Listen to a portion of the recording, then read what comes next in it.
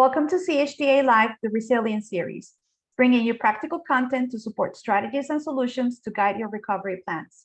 My name is Vanessa Ledesma, Acting CEO and Director General for the Caribbean Hotel and Tourism Association. We thank you for taking time to join us today. Our topic is how do you stack up Caribbean hotel performance year to date and insights for winter 2022. We thank our strategic partner STR for their support in bringing together this panel to share their knowledge and insights. Before we proceed with the session, let me share some CHTA updates with you. The Travel Protection Plan administered by TripMate is an exclusive CHTA benefit that provides your guests assurance and insurance. Participating hotels are eligible to receive a percentage of the premium based upon their CHTA membership status. Full details are available on our website. Mark your calendars. Caribbean Travel Marketplace, the largest and longest running marketing event for the Caribbean hospitality and tourism industry, is coming back in person in late spring 2022. Join your industry peers and travel partners as we celebrate 40 years of connecting the Caribbean to the world. Further details, including specific dates and venue, will be available soon. To the CHTA members joining us today, we value your continued support and encourage you to maximize the resources and tools available to you. If your company is not a CHTA member, you are missing on valuable resources to support your business continuity. We need and want your involvement. Join the My CHTA community today by contacting us at membership@caribbeanhotelandtourism.com. Allow me to introduce our panelists for the day. Peter Hopwood, President, Folsom Hotels, Puerto Rico. Peter currently oversees a portfolio of 4 hotels and resorts, including 1 independent luxury hotel, 2 Marriott branded hotels, and a boutique and a casino representing over 900 rooms. Carolyn Trubotskoy, Executive Director and Marketing and Operations of Anse Chastanet and Jade Mountain Resorts, 2 award-winning luxury boutique hotels in St. Lucia. Erin Smith, Chief Information Officer for the Bermuda Tourism Authority, with responsibility of providing insights and intelligence to help shape Bermuda's tourism strategy and measure its success. And our moderator for today, our very great friend, Rico Lu, Regional Sales Manager and Sales Executive for Mexico at STR, a CHTA strategic partner. And since we have so much to discuss today, I'm going to turn it over to Rico. Rico, thank you so much for joining us today. Thank you very much. It is a true pleasure to be here. It is cold in Tennessee where I am. I am wearing a fleece, and it just kind of brings the heart closer to that crystal blue sea and sand, the pinks from Bermuda or the whites from Puerto Rico, those pitons. I mean, it's just great to be in this environment. I really want to thank also my panelists. It's so good to be between friends. With no further ado, because time is valuable, I am going to bring up the way we're going to run through this session today is really addressing some data that will be really compelling for us, a small discussion. Then we will look into what is ahead for us. Again, our panelists will be able to share insights, strategies, learnings, and then we will exit with hopefully what is a quick a session for maybe some questions.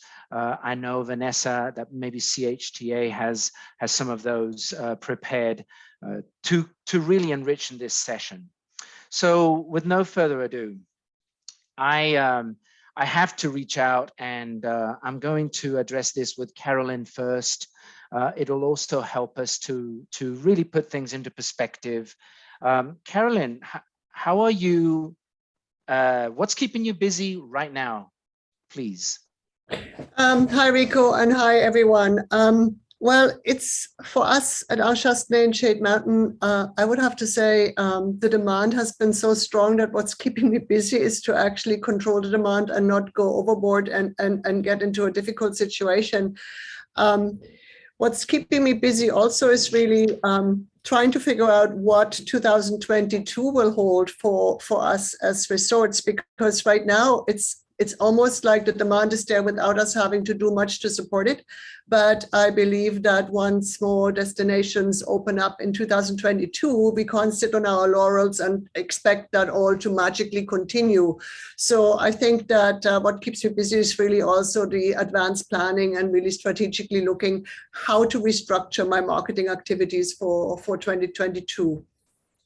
Any data involved in that marketing? I have to ask, as I am data driven. No, I know you're data driven, so you want me to spill the beans. No, I can. Or let's. Yeah, no, I mean, and you let me know if you want me to also speak a little bit about the island of St. Lucia and their data. But for us, basically, we are known to have high occupancy and high ADR. And from the moment we reopened in July 2020, it's just gone from strength to strength. I'm especially looking at Q1 and Q2. Q1 was still a little shaky, especially after what happened in the UK market. And so Q2 was strongly driven by US as a source market. We were able to recover our occupancies to go back to almost 80%. I say this with caution because we are obliged to keep some rooms back for the purpose of having to deal with eventual COVID cases, which luckily we really have not had to do, but with the exception of 2 in over 15 months. But the ADR, whilst I have seen that island-wide, it has recovered, but it has not exceeded. Our ADR has actually exceeded our 2019 numbers. So we are about 13% up over 2019, and our ADR at Anne-Chastanet is almost at 500, and our RevPAR with the high occupancy that we have able to attract is also averaging 400 for Q2. That's Anne-Chastanet. At Shade Mountain, the ADR recovered and again exceeded 2019, and we are at 1,500, and the RevPAR centered approximately around 1,300. So I can't say that. I would say we are very satisfied. I think that the type of properties that we represent, the fact that we are in a remote location, that we are boutique properties, has certainly helped with the demand.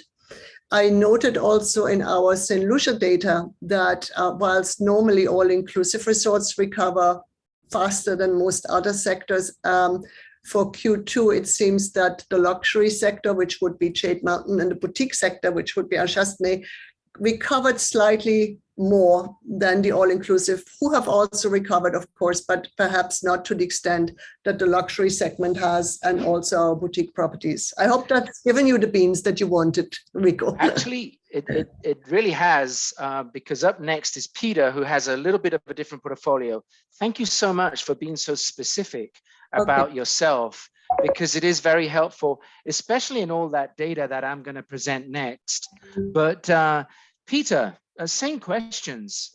Obviously, you look great, but how are you doing? And I don't want to say steal your sleep, because to me, I want to be done with COVID. What are you busy with, please? Well, first of all, thank you for the invitation, for you and Vanessa. Great to share with an excellent group of panelists. And following Caroline's comment, we see the same. We've been experiencing, if something is keeping me busy, is that we're actually taking advantage of a slowdown in order to build up for the upcoming season.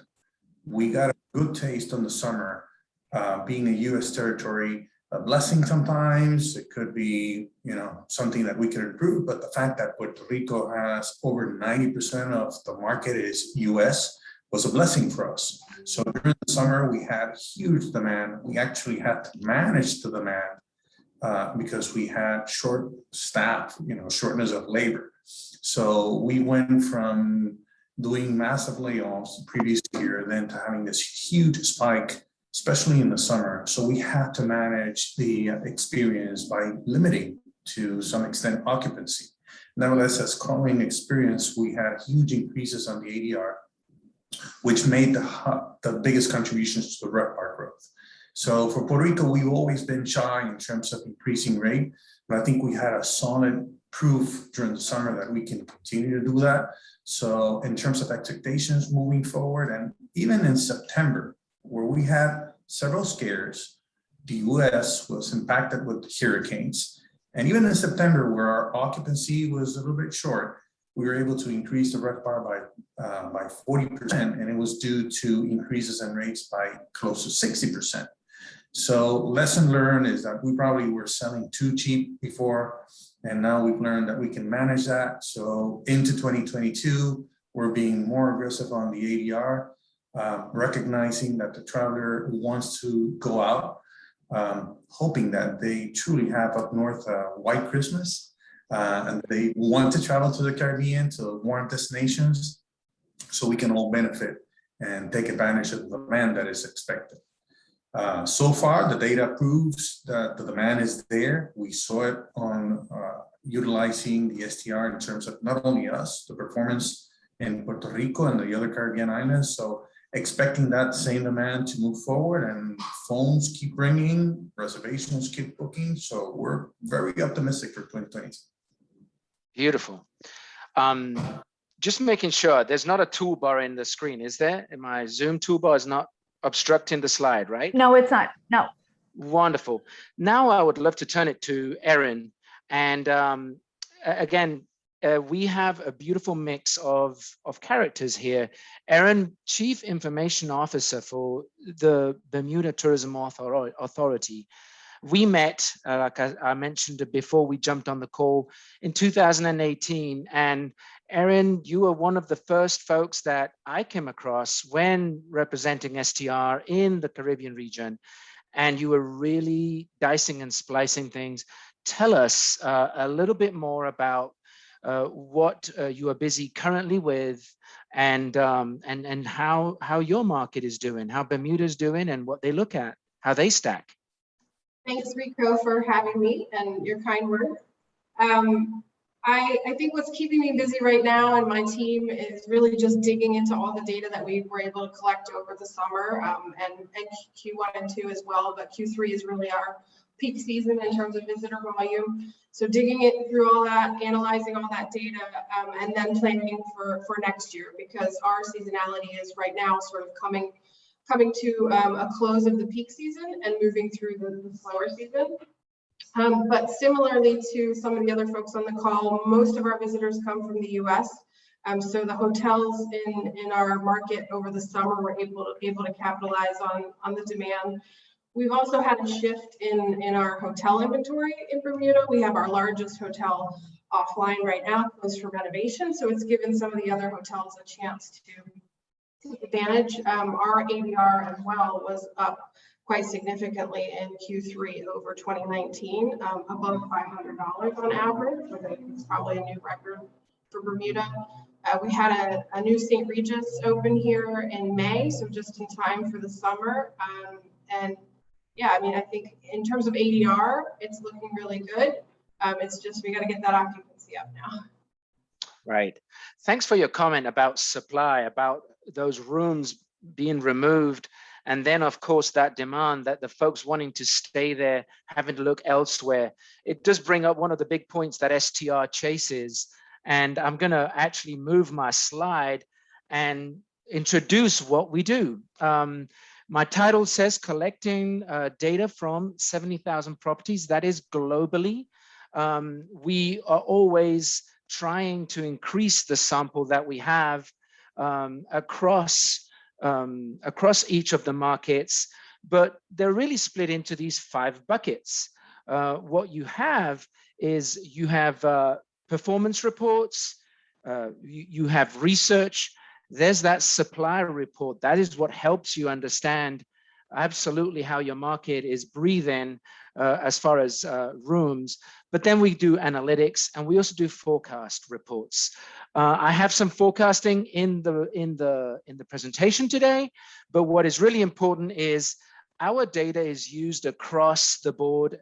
Like our panelists today, we have operators, hotel owners, but we've also got an industry driver like CHTA, so they also look into the STR data, hence the importance of how do you stack and how How does everything look? Let us move on. And you all three mentioned how US was a driver.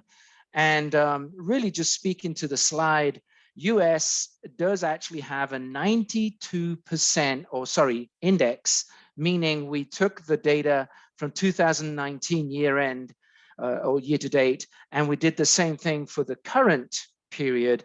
And we are very close in the United States to show the same occupancy numbers as we had in 2019. It's moving slow, there's seasonality, but there are the numbers. This is how things are pacing.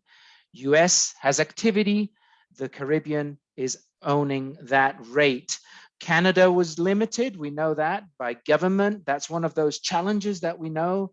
But also with Mexico, there's a big mix there. Resort, there's two stories in Mexico. It is the urban against the beach. The beach is soaring, is flying the flag really high. Unfortunately, cities are still struggling because of the restrictions that they see there. I've used this slide quite a bit. Peter actually knows it by heart because he joined us at our data conference in August, and I'm using it because this is a clear representation of where that pent-up demand is going. It is going to this really big, thick green line you see at the bottom that nearly reaches 20. That means it's covered 80% of the RevPAR index, what is compared to 2019, meaning that those resorts, as you see in that lower line, they were running on peak. No, like those comments from Carolyn saying, I am trying all this demand, I'm trying to pocket it, I'm trying to put it where I best can. And the same thing with Peter. But we are here to understand how the Caribbean is doing. And it gives me a little point here to stop and say index.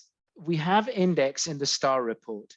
It compares you against whatever measurement you're being compared to, and it puts a number to it. How far ahead or equal or behind are you? So if you look at that far right corner, we look at the middle, that gray middle line with ADR in US dollars. That's exactly where the Caribbean is now with ADR. We heard the comments from the panelists that their ADR was still leading. Even Peter saying, unfortunately, we may have missed an opportunity, but we're learning from it. So that is opportunity.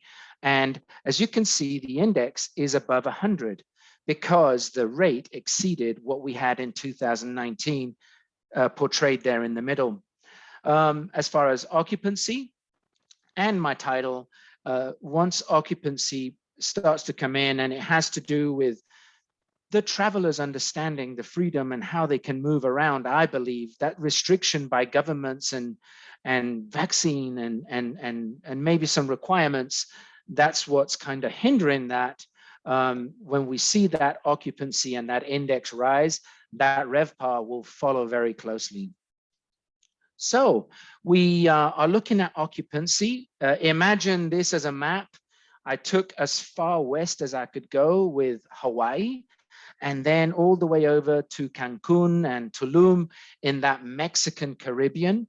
To me, what was really important or stood out was that July, August months. And I'll probably come back to our panelists to maybe touch a little bit about that. But Barbados, even in my title, they seem to have gone through a summer of restrictions. Then occupancy has just grown in a different trend than the rest of the markets that we measured.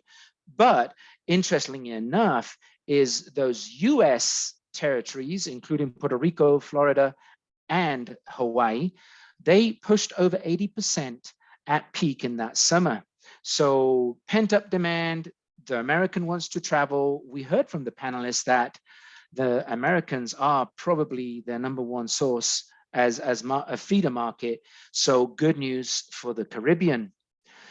We switch colors because we're going over to some ADR measurements, and St. Lucia, there you see some very strong numbers, even very early in May and going through.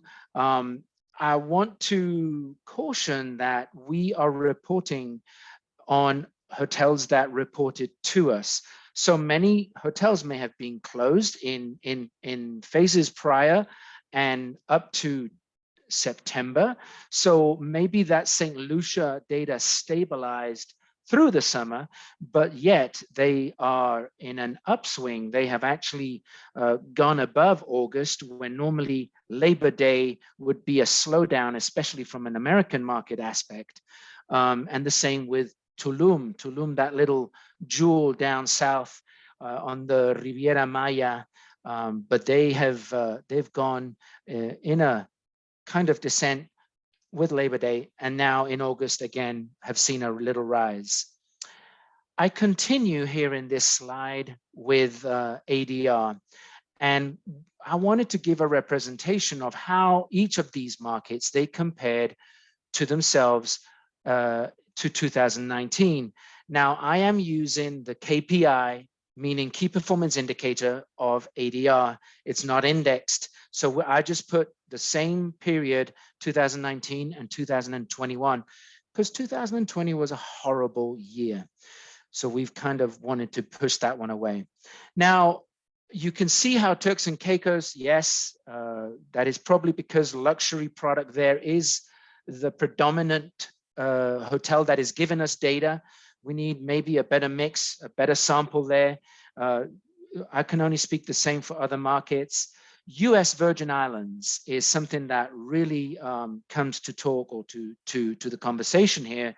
But if we look back, 2019 for the USVI was still a recovery year from Irma, Maria, and then all that inventory was out and slowly coming back in. And now that inventory, because of what we are seeing in the supply from the island, they are now, they have more rooms, and look at that performance. So very interesting information there from the USVI. We also see the markets, what I pointed out with the numbers. I took the average of the Caribbean, which is $231 average daily rate seen year to date. And I compared it to the region of the Mexican Caribbean, just to see how neighbors are doing and kind of looking over the fence. Very little growth in the Mexican Caribbean, a lot of hotels. There is a really big room supply there. The Caribbean has a little bit more growth, and there is a difference of $40. So $40 of difference in that average daily rate. We're talking about stacking and how do you compare, and here I sorted the currently highest RevPAR, and we ranked it at the top. So Turks and Caicos, you can see that those numbers they currently have do not stack up with what they had in 2019. 2019 is a tough year to beat because it actually is one of the best recorded years that STR has. US Virgin Island, complete opposite. We talked about how difficult 2019 was for them, but with new inventory, also in luxury, is driving those numbers thanks to their occupancy. And then we slowly go down. Then we look at the RevPAR in the Mexican Caribbean, and you can see it's slightly above the Caribbean, but those are their head-to-head with better numbers in 2019 seen in the Caribbean. Wonderful, I can get my breath back. And I now want to open up a little conversation, and I'm gonna go back to Carolyn first.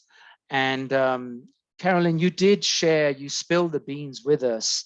So maybe your comment is kind of like, yes, what I said earlier, but looking at this data, how does it align? How does it stack with what you know? And I am also I want to spread with our audience that you're so involved with associations at a local, national level in St. Lucia, and also above as a past president for CHTA.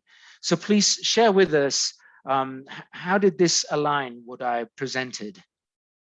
Thank you, Rico. And first of all, let me say that I'm a big believer in the data that you produce. And I would really invite all of the CHTA members and also the hotels in St. Lucia that are listening, if they're not contributing yet to STR, that they should consider doing so, because really the more data we have, the better it is, the more accurate we will be, and also it will really help each and every one of us to really get a much better idea how we each perform.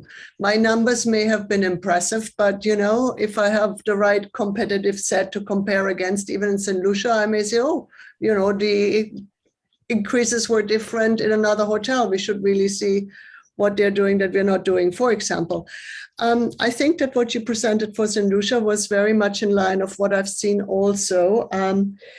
I think that some of the indicators, of course, were, and I think we heard that also from Peter and Erin, were hampered perhaps by not all hotels, all rooms being open as yet. So in St. Lucia, 3 properties that had been closed came back on stream in June, and that has certainly helped with a huge jump island-wide in number of arrivals, but also then expressed itself in the jump that we have seen also occupancy-wise for the island. We have seen a recovery of about 25% for Q2 over Q1 in St. Lucia, and the ADRs that I have seen reported locally in St. Lucia pretty much line up with what you have said as well, whereby, again, the luxury and boutique markets have recovered a little bit better. Boutique ADR was in St. Lucia between 291 and 309, and luxury, as you have said, I think it was around 700, is pretty much where we were, what I've seen locally as well. And as I said, the occupancy recovered by 25% in Q2. And now that we have, I think, again, more hotels, one large hotel reopen in October, I think that our numbers going forward will continue to improve and recover.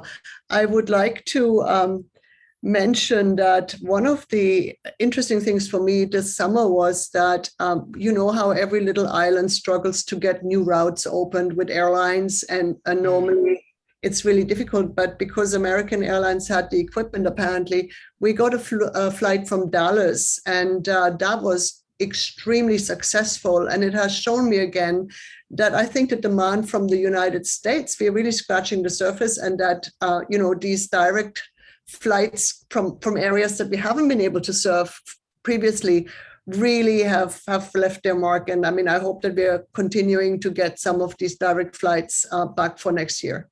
Wow, you stole my thunder, because I was going to ask alliances, what exactly what you said about watching airlines and those seats bringing in the bodies that are going to create occupancy. But maybe I'll actually turn this over to Peter, and I'm not going to ask the same question because we've gotten validation. But Peter, can you tell us about big wins? And I may actually go into a little bit further, not just your hotels and your rooms, but food and beverage, and just the impact and the big wins of like being a quick adopter of something new. Well, something that really played in our favor during the summer is recognizing that Asia was closed and for the US market was no consideration. I am hoping and I believe that still, in terms of consideration, is going to be low for the winter.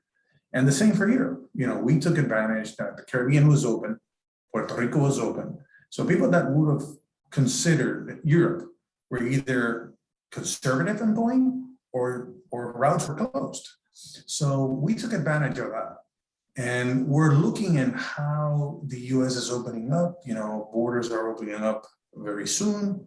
But still, I think the U.S. traveler is very cautious in terms of planning their trips, and they'd rather go to a safe area, and that's what we're banking on. As you mentioned, and I must say to the audience that I had participated with you on the data conference in Nashville, and to your point on the slides, I was probably one of the happy campers during the entire conference, while other participants that represent U.S. hotels and cities were not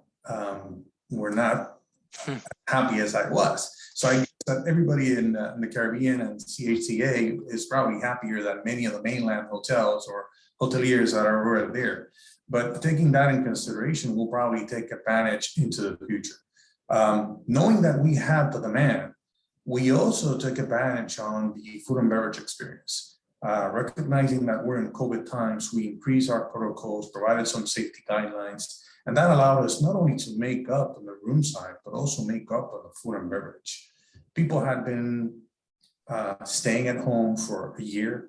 So when they came out furious. So our food and beverage expenditures or the income was through the roof, to the point that some of the restaurants even doubled income. Our challenge was getting the supplies, because we started with the supply challenges earlier on. So in terms of getting goods like tequila, getting cognac, getting some wines has been a challenge and was a challenge. Nevertheless, whatever we had on the shelf, it was flying off. So we really maximized on summer, and learning those lessons, we took advantage now during the month of September. Part of it October. October has been a little bit slower than what we expected, but gearing up for the winter season. Something that I would like to add is that Puerto Rico also benefits of having 3 strong markets, having groups and conventions, corporate and leisure. And during this year, we didn't have groups and conventions, very limited, and corporate, as you might know, might think it was very limited. But looking into 2022, we see that destination weddings, social events are coming up. And also on the corporate groups, incentive groups, and the corporate market. So we expect a little bit healthier balance in terms of segmentation to really complement the overall destination. And that's where we see increased demand, where the other 2 markets, we didn't have that demand, we're expecting that in 2022. Wonderful. Thank you so much. Yes. Tequila. Sorry, I got sidetracked. Erin, my question to you, because of your position, is, you talked about your seasonality and how, because you lay a little, or your location is a little bit north, and the season behaves a little bit different. Tell us a little bit about big wins and the cycle moving forward, and how the tourism authority is measuring that, please. Yeah, it's unfortunate that we were sort of heading into our peak season at the same time that a lot of U.S. travelers were rethinking traveling because of the Delta variant. But we have very strict protocols in Bermuda in terms of testing and requiring vaccinations. And some might say it has impacted our demand. I think it certainly has, but something necessary as a very small island that we have to do. But despite all that, I think the bright spots from the summer were the increase in our ADR that we were able to get over 2019. The visitors that we did see were on average had a much higher household income than years in the past. They stayed longer, they spent more money. So all of those metrics were working in our favor. And I wanted to go back to something that Carolyn said, which was about maintaining those relationships with airlines and trying to explore new opportunities. We had, because of COVID, really a good interaction with some of our airline partners and exploring opportunities that weren't there before. So for example, Bermuda's always had service from Gatwick and not Heathrow. And during COVID, we were able to work with British Airways to get that moved, and that's going to open up a whole world of opportunities for us in terms of connections from Europe. And then also working with American Airlines, because they were sort of trying to consolidate and economies of scale, and instead of having multiple routes going to places that were only partially filling the airplane, we were able to work with them to get more service out of Charlotte, which gives us the same situation as Heathrow in the US, a lot more connections domestically in the US. So those are kind of the two success stories that we've had on the airline side. So yeah, I think those are the accomplishments for a very tough summer. Wonderful. I'm going to put out a question there, but was STR data used in any way to talk to those airlines and validate that you had inventory and a business capacity? Just for interest of the variety of data every time we're talking to airlines, but the number one thing that they always want to know about is the hotels. They want to know what the inventory is, what the demand is. So that's always the first thing that they are interested in. So yes, we certainly use STR data. Thank you. Per my time and calculus, because we are data folks here at STR, I'm running 5 minutes behind. But what is 5 minutes between friends? So I am going to continue. Yes. If I may, there are two questions that probably will just help clarify a little bit in terms of where the data is coming from. So has inventory changed in 2021 compared with 2019?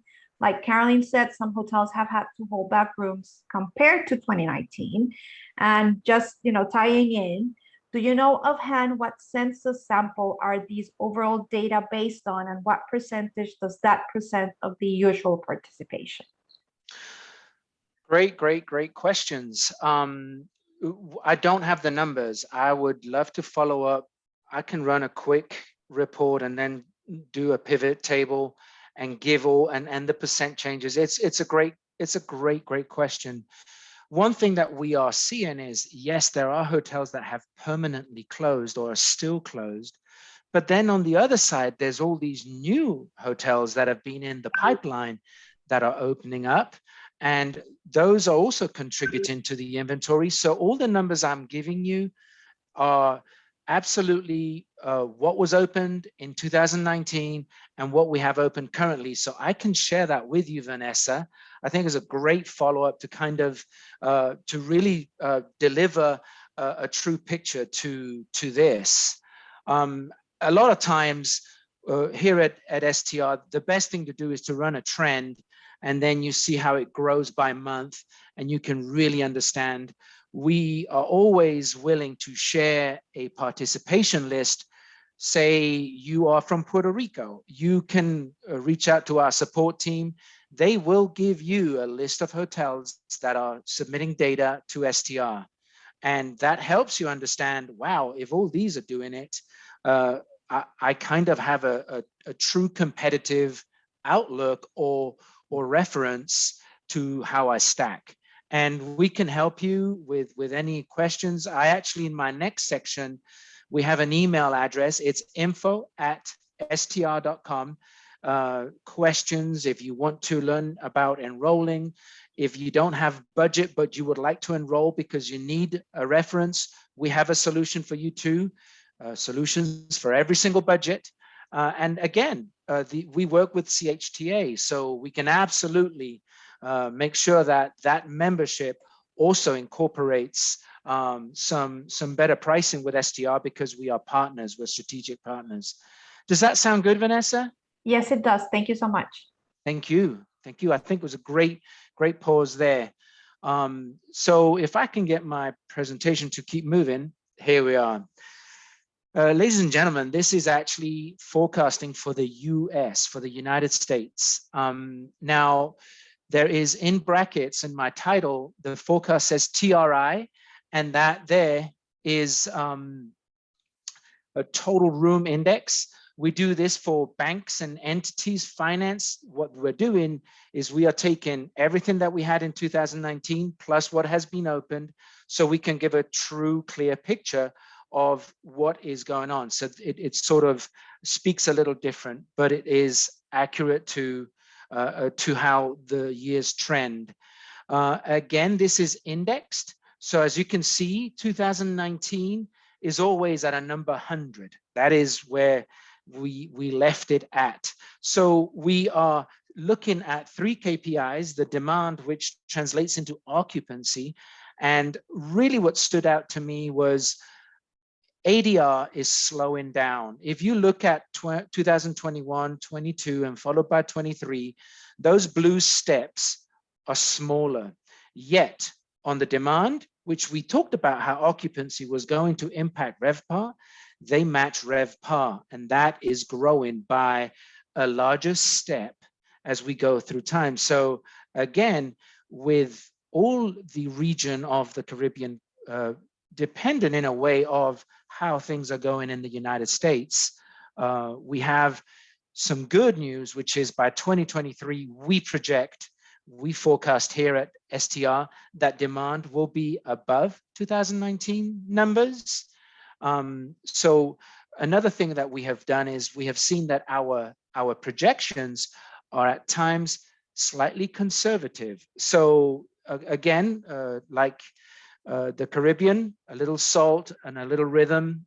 Please add this to the forecast as things may move a little bit too. I now push over to a new product that we have here at STR. We, with CHTA, did a survey. We were sampling, or we were asking the region what PMS systems. PMS is property management system, what they had in-house, because we at STR have gotten much clever, smarter, and we can actually work with reports. But what we've done is we've been able to have booking data sent to us just in the function that we always have known. We receive data from the hotel, and then we give back a report with the hotel's data and the market. So we're kind of a bank that tells you how the financial statement in general also looks. And what we did, it was back, and I'm going to base this, we have had the Forward Star report in Europe for over 2 years now. So all the Spanish operators, they know about this product. And as soon as they closed Europe, and Mexico was really their only way of getting an income, we opened up this reporting tool in the Mexican Caribbean, also known as Riviera Maya. And way back then, as you can see by my report, it starts on June 28th, we saw booking data already showing 70% occupancy. Now, this report does not chase ADR. All you're telling us is how many rooms are booked. Has nothing to do with rate, because you, as a hotel owner, manager, operator, you then can apply this information and yield the best rate. Just like Mr. Peter Hopegood said, we missed an opportunity, we learned, we could have charged a little bit more, and that's exactly what this report enables you to do. Let me take you a little bit forward. We look at this. This was August 23rd, and the trend changed. It became a more stable kind of booking line with a lot of weekend activity, because we do collect this daily data. But what I want to show is how now we generated this report in October. It is 90 days. So this is future looking for that neighbor of yours, which is the Mexican Caribbean. And really what stands out to me is all the way through to December, the line sort of oscillates. It flows over and across that 50%. Half of the rooms in the region are kind of booked with some peaks and so forth. We also looked at what was the year. There's 365 days of data here. As you can see, it's very intense, a lot of peaks and valleys through to January, and then it tapers down. Bookings taper down all the way down to 10%, which tells us that the booking window is still very short. Nobody's planning out more than 3 months, maybe 4, the maximum. Maybe the planning for those trips are not in there because they are wanting to understand how circumstances may play in the future. But It is very enlightening. We intend to launch this in the Caribbean in 2022. So again, using that info at str.com box, we can absolutely connect and make sure that we can make this a successful story as well for the Caribbean region. Why do we have pickup? It's because we receive this information every week. So looking back at the 90 days for the Mexican Caribbean from the October data, it is remarkable to see that they are actually seeing pickup that surpasses 3.5, reaches 4.5 or 4% in pickup over the prior week. Now, in a hotel's personal hotel report, it may show that your pickup was maybe minus 2% because you had a group cancellation. That's just the business, but this is the market, and it's very helpful for a hotelier to be able to understand the footprint of the bookings in its own market. I am throwing some flowers to our friends, especially, first of all, to our friends at CHTA. We need to highlight the value of partnering, working together. We have heard it numerous times, but thanks to CHTA, we receive this information from Forward Keys. As you can see, if you have any questions about this report, please reach out to, I would say CHTA, sorry, I'm getting a little quick there. I would say reach out to our friends at CHTA or your member person there, but it is really good, or I think it's incredible that we have aside information from not only what is in bookings, but look here, they're actually looking at what's online trending. These are booked tickets to actually go to a destination. US Virgin Islands, very high. Bonaire, and you can read yourselves. Puerto Rico's there, up 7%, and they're comparing it to the same period of 2019. So here, a really good reference. In my next slide, which is more of like feeder markets to destinations, the US is at 0%, no change at all. But we heard that every single panelist today said, big demand from the US, and there's no change. That is very good news, very good news. So here when we look at this, we know the UK is opening up. This is great news for those islands like St. Lucia, Barbados. I know there's a pretty good activity happening from the Netherlands. It's a little bit down, but I think it's probably to do with the seasonality, just like Erin mentioned, seasonality being a little bit out, and then just happenings. It's down 24%, but not crazy numbers like we saw in March of 2020 when everything broke and everything went down to single digits. With this said, I would love to turn over to Erin first. And Erin, my remark to you is with the outlook, and you talked about watching your season and so forth. I believe that Bermuda is becoming very involved with sporting events, and maybe I was hoping that you could talk a little bit to that. Peter mentioned groups, weddings. The group business right now is not as clear as it was in 2019. Can you speak a little bit to that segmentation and origin of maybe bigger group business? Sure. So we probably about 3 years ago, when we were writing our long-term strategic national tourism plan, decided to really make sports an integral part of that plan. And we did a lot of analysis around sort of what sports fit best with our destination. What can we host at a pinnacle level? So at the highest level of that sport, is it something that we'd be able to host here? So what we landed on was 3 sports specifically: golf, endurance events like triathlons, and sailing. So we've really taken the last few years to try to fill our calendar with some really good events in each of those sports. This week, right today, just started our PGA Tour event that we have every year, the Butterfield Bermuda Championship.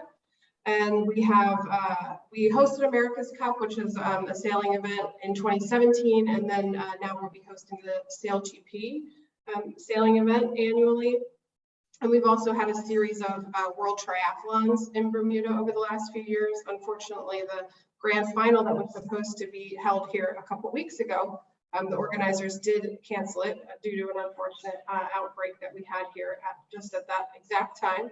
But it's been a good strategy for us in terms of trying to extend the season out because it's still quite warm and lovely weather here in October. The water is actually the warmest it is all year, probably in October. So it's been helpful for us to sort of extend that season, keep the hotels a little bit busier into what normally would be much slower for them. Wonderful. Thanks. I understand it's a strategy, and I don't want to give away any secret sauce, but you know, as analysts, we try to understand. So thanks for sharing. Over Rico, to Carolyn. Yes. If I can, we have a question. Did Mexico lose a lot of group business in the first half of 2022 that you're aware of from the data that was shared? When I've looked at segmentation, it's tough to say because not all the resorts give me segmentation data. I can, why don't I do a slide with a trend and we can answer that question? I think it would be interesting to see, especially, again, how do you stack? So I love the question because how's my neighbor doing and how are we? Maybe I'm gonna do a Mexico versus Caribbean with, again, a pinch of salt and a pinch of rhythm, knowing that the data could be a little thin, right? Because not everyone submits that data to us. Thank you. Yes, thank you. So Carolyn, I'm gonna turn to you and your outlook and maybe if you would briefly tell us how you're managing it or reports or kind of how you look at that aspect. Okay, well, let me just look at St. Lucia as a whole. And when we talk about source markets, it's obviously now going to be very interesting with Canada and United Kingdom having come back. And what Aaron said, that some UK flights are now coming out of Heathrow rather than traditionally Gatwick, also really opens up connectivity out of Europe, which has always been a good market for St. Lucia, but we have not had the connectivity before, the only flight being the Condor flight that we had for some time, and that hasn't come back. I think one of the biggest challenges for tourism boards and destination companies will be, where is the limited budget now well spent? Because I think a lot of destinations don't have the same marketing budget they had before.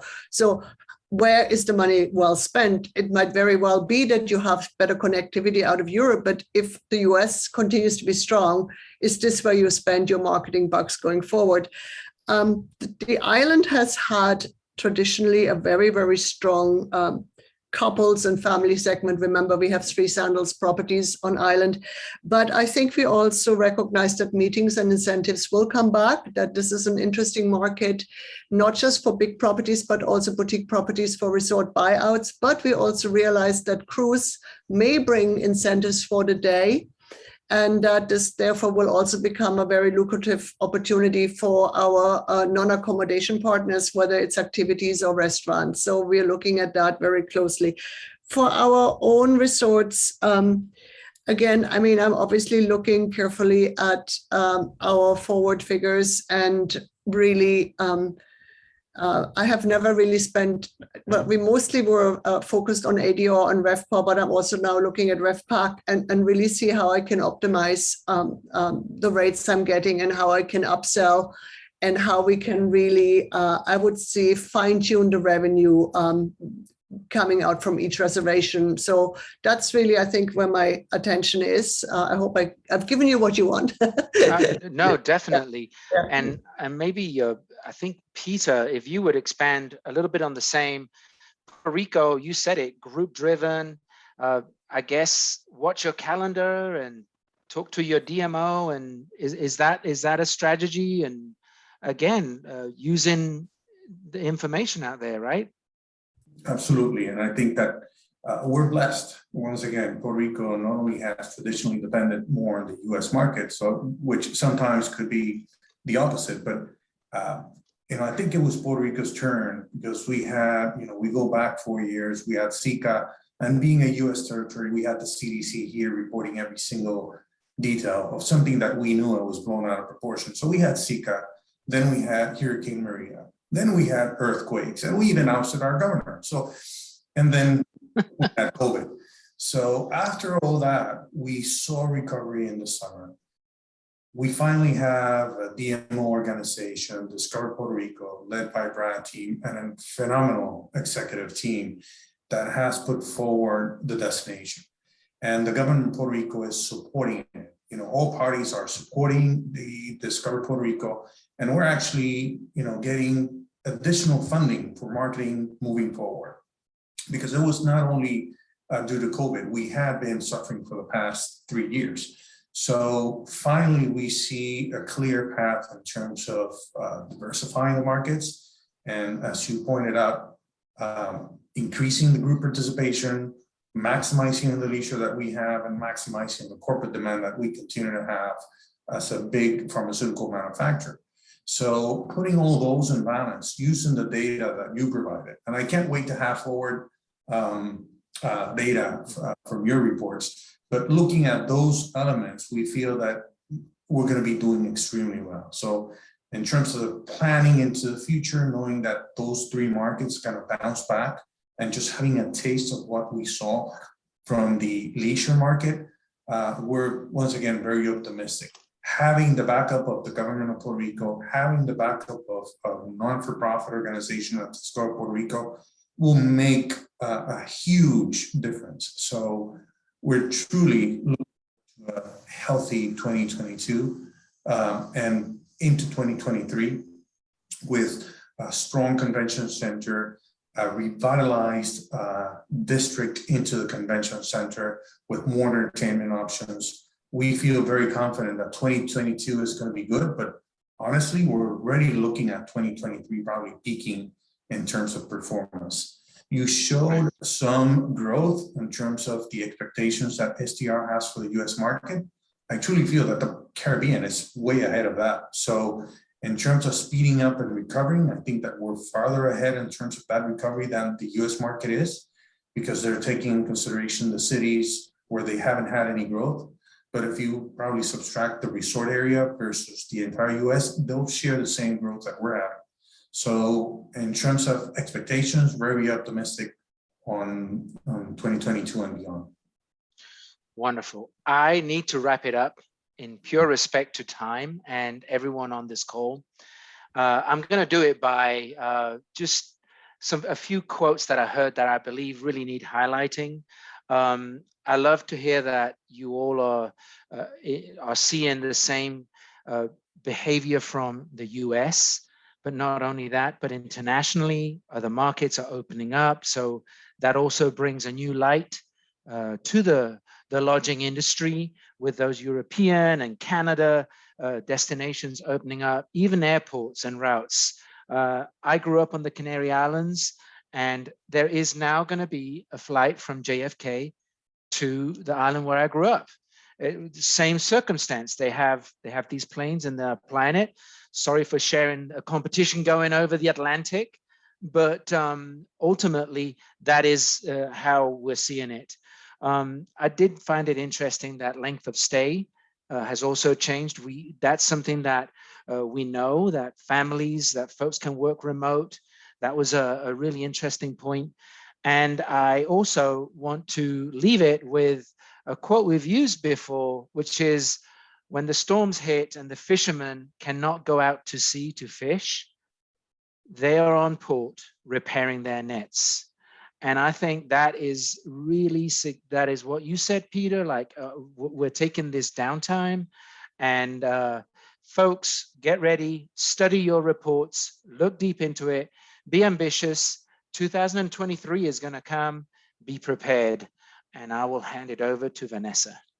Thank you, Rico. And we actually have 2 more questions. And I'll I'll ask you to start shipping it, and then the rest of the panelists can do so. The first one is, with respect to the 2023 forecast, how different is this from the 2001 and the 2008-09 recovery?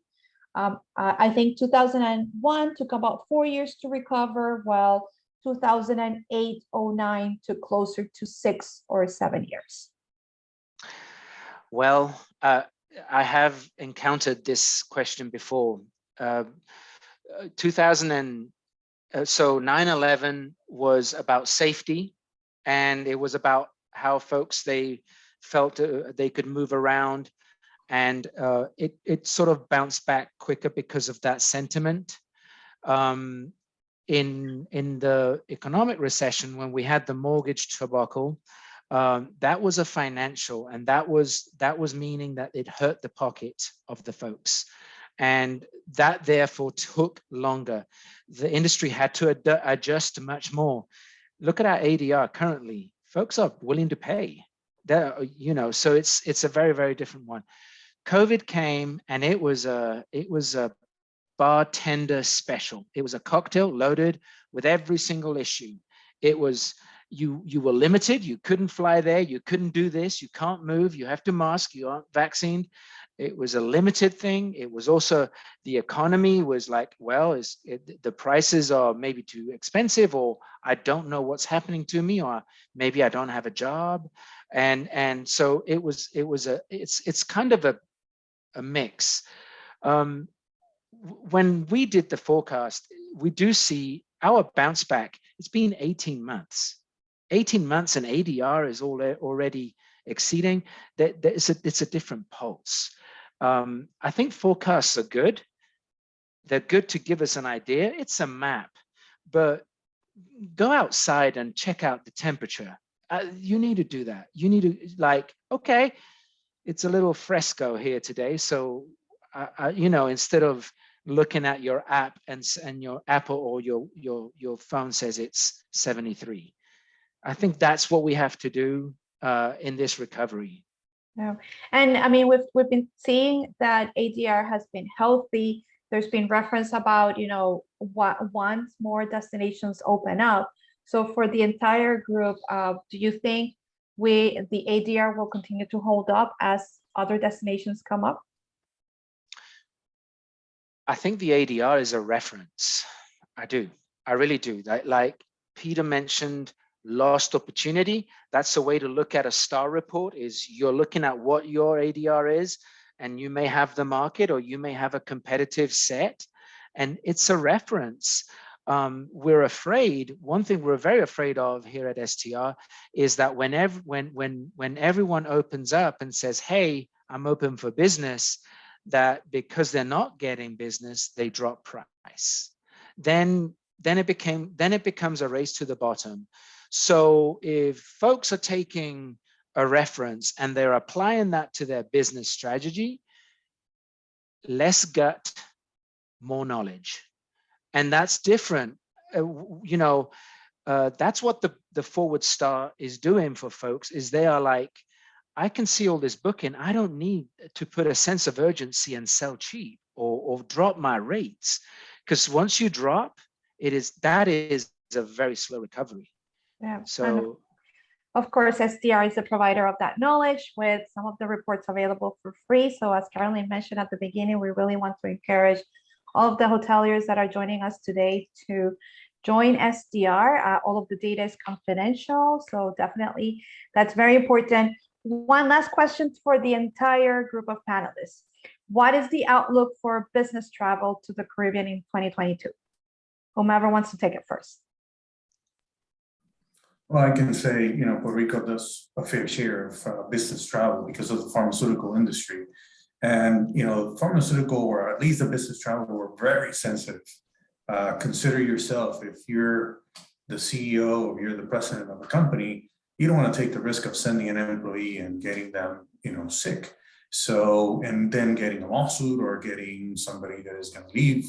So companies not only reduce travel because of exposure, but also because of cost.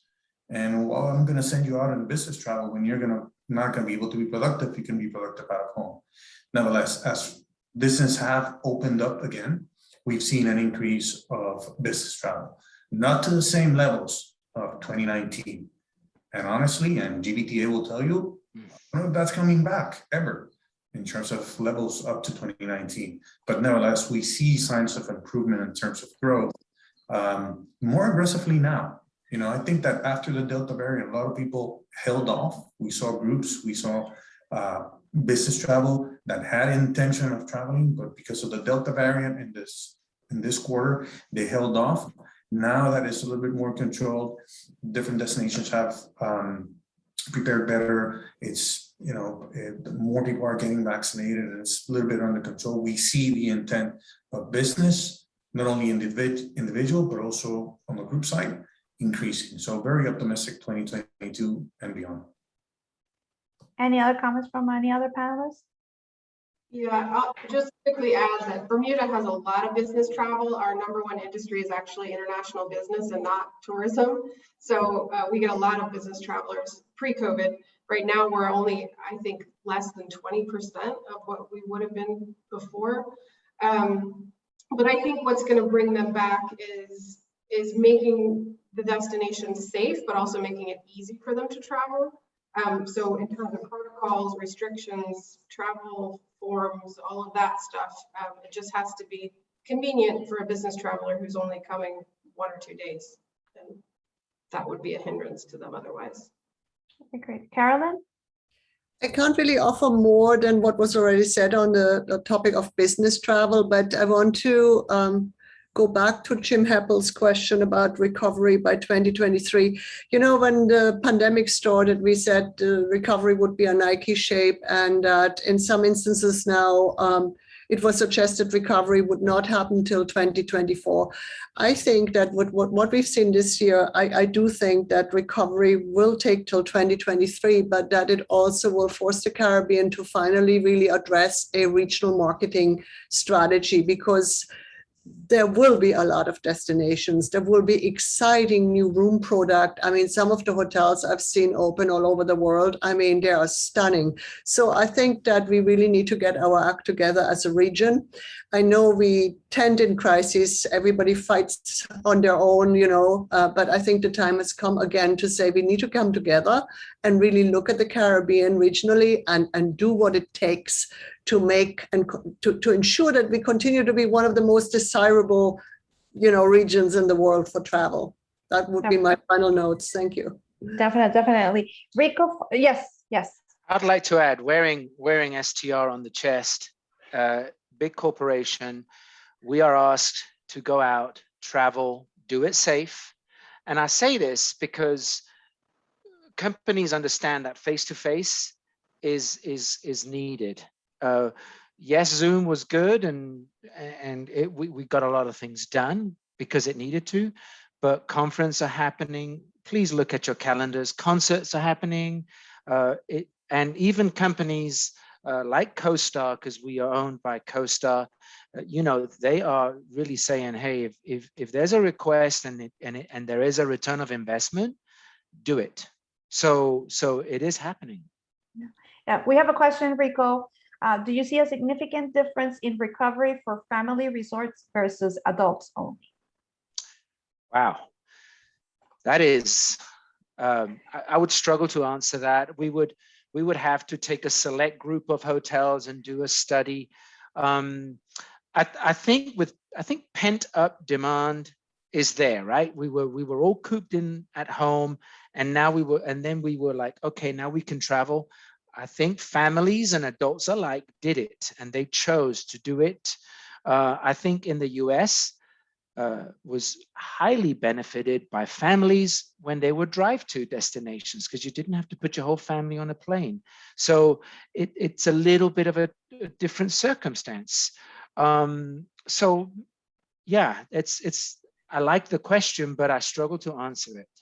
Charlie, yes. No, I mean, I can only look at our protocols in St. Lucia, and I think it's still a little complicated. I mean, I think that some of the recovery will depend on the cost involved to even get there when it comes to all these tests. Like COVID tests are very expensive. I mean, I think that certainly hindered recovery, but also protocols will affect family travel. I mean, for example, in St. Lucia, you may have a vaccinated mom and dad, and then the children are not vaccinated, and then they must have a COVID test before they're allowed to roam. And I think that would frighten mom and dad to think, well, what happens if my child tests positive? It's going to ruin the whole vacation. And so I think there's still a lot of question marks, at least from what I see in St. Lucia. And I think once the protocols are perhaps more streamlined or more relaxed, or really we have figured out how we protect children at this stage, you will see the recovery. But I think there's still a lot of question marks how that will all work out. There are, and just for reference for the audience, CHTA is part of a coalition with some travel advisor, travel agent organizations globally, and that's actually what we're working on right now and advocating for some evaluation of protocols that are impacting family travel as it relates to children, because of course, I mean, there are differences there in terms of vaccine requirements and such. Rico, before we wrap up, for the hotels that are joining us and are not signed up for STR, what are the basics that are available for them and some of the products that they are able to access once they join STR? Just like a bank, you would send us data and we would return it with market data. Market data is always free. So if it was a hotel from St. Lucia, they would get St. Lucia back.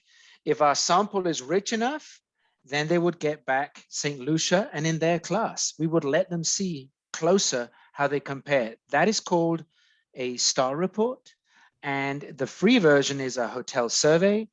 Please email us at info@str.com. It is completely free. Then we can talk about, do you have a PMS? And hopefully we could launch the Forward Star, the bookings report. It is also free. I like complimentary, but the real key here is it takes a little effort to get the data in. But once you've done that, oh my gosh, you look at a report with 18 months of historical data, you have periods of 3 years, it's all organized. You could not pay a person is going to cost you $36,000 a year to do that.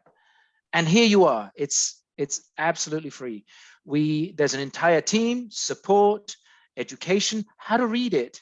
We can do it. We want to put that in front so that the hotels have a cornerstone. They know here it starts. This is growth. Where am I? Completely and confidential. We do not want tax, so government doesn't care what we have. It is for benchmarking purposes. Nobody could trap you and say, you did this. We will never present your hotel in one line. Perfect. Never. Thank you for that, Rico. And thank you, STR, again, for compiling such a list of experts to join us. Carolyn, Peter, Erin, thank you so much for joining us today. To the RE audience that has joined us, the video recording of the presentation will be made available within 48 hours, and the actual visual presentation, the slides will be available on the CHTA members only website to download. If you are not a CHTA member, we strongly encourage you to join CHTA, and you can do that by contacting us at membership@caribbeanhotelandtourism.com. And also, if you're not following us on your social media platform of choice, these are our various platforms. We invite you to join us and follow CHTA.